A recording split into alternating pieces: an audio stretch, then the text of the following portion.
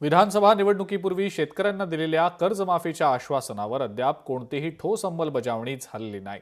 त्यामुळे कर्जमाफी होणार नाही हे लक्षात आल्यानंतर शेतकऱ्यांनी नाशिक जिल्हा बँकेच्या वेगवेगळ्या केंद्रांवर जाऊन कर्जफेड सुरू केलेली आहे। गेल्या 3 ते 4 दिवसांपासून जिल्ह्यातले अनेक शेतकरी आपल्या पीक कर्जाची परतफेड करताना दिसतायत। कर्जमाफीच्या प्रतीक्षेत असलेल्या शेतकऱ्यांना आता स्वतःहून कर्जफेडीचा मार्ग स्वीकारावा लागतोय। कर्जमाफीच्या अपेक्षेमुळे मोठ्या प्रमाणावरती जी नाशिक जिल्हा बँकेची थकबाकी वाढलेली आहे। लोकांच्याकडे आम्ही पाठपुरावा केला असता त्यांचं असं म्हणणं असायचं की कर्जमाफी होणार आहे, त्यांनीही ते काही भरले नाहीत। त्याच्यामुळे बँकेला मोठ्या प्रमाणावरती एनपीची तरतूद करावी लागली, त्याच्यामुळे तोट्यामध्ये वाढ झाली।